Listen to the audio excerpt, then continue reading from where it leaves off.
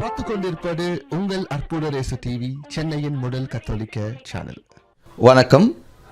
என்னோட பேர் நெல்சன் ஆண்டனி ஜோக்கியம், அற்புத ரேசு டிவியோட ஃபவுண்டர். இப்போ நீங்கள் பார்த்து கொண்டு இருக்கும் இந்த நிகழ்ச்சியை ஷேர் பண்ணுங்கள் இன்னும் நான் உங்களை ரிக்வெஸ்ட் பண்ணுறேன்.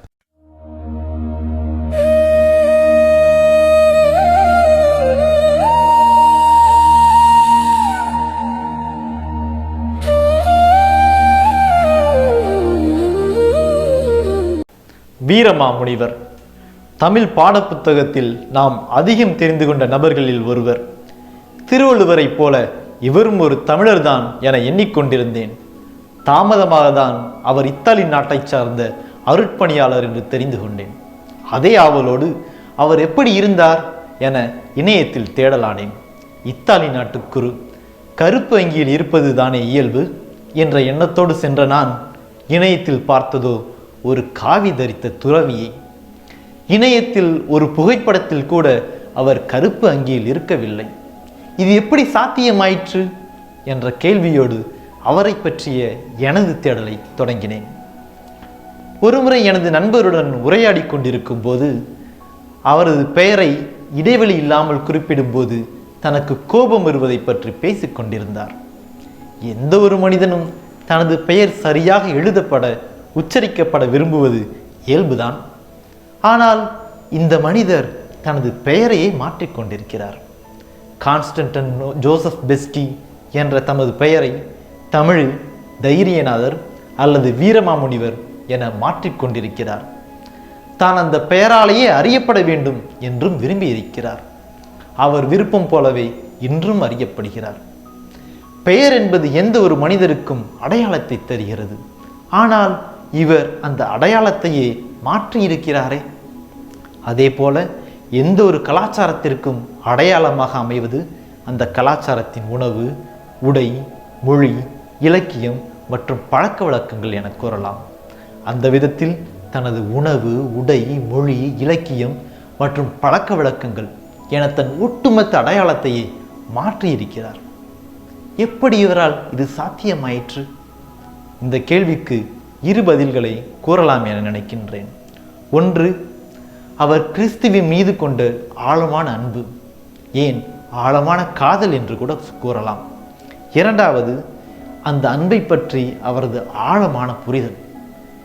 இயேசுவின் மீது இவர் கொண்டிருந்த அன்பு மட்டும்தான் தனது கலாச்சாரத்தை, அடையாளத்தை துறந்து தான் பணி செய்த மக்களின் கலாச்சாரத்தை, வாழ்க்கை முறையை இவர் முழுவதுமாக உள்வாங்க உதவியது என நம்புகிறேன்.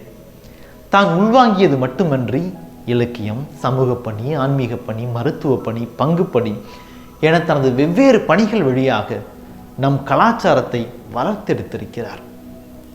இறைவன் மீது கொண்ட ஆழமான புரிதல் என பார்க்கும்போது அவரது காலகட்டத்தில் குறிப்பாக தமிழ் ஒரு நீச மொழி என மேலை நாட்டு குருக்களால் பார்க்கப்பட்ட சூழலில் தமிழ் மொழியை கற்று அதில் புலமை பெற்று லத்தீனுக்கு இணையான இலக்கணச் செறிவை கொண்ட ஒரு இனிமையான மொழி தமிழ் என ரோமையில் இருந்த தன் சபை தலைவருக்கு தன் கடிதத்தின் வாயிலாக எடுத்துரைக்கிறார்.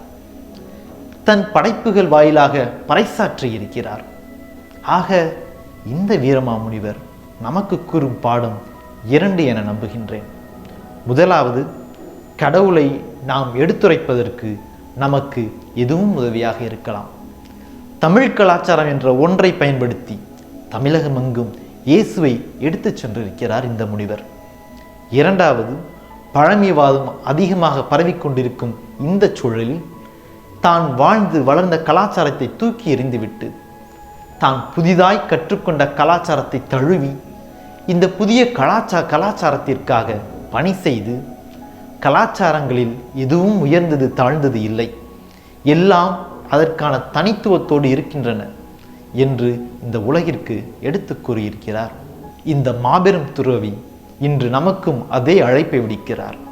இயேசுவை பின்பற்ற, அவரை பிறரிடம் கொண்டு செல்ல எதுவும் தடையில்லை. அதே நேரத்தில் பழமைவாதம் உள்ளிட்ட எந்த காரணிகளும் மனிதர்களை பிரித்துவிட முடியாது. இந்த அழைப்போடு தொடர்ந்து பயணிக்க நாம் தயாரா?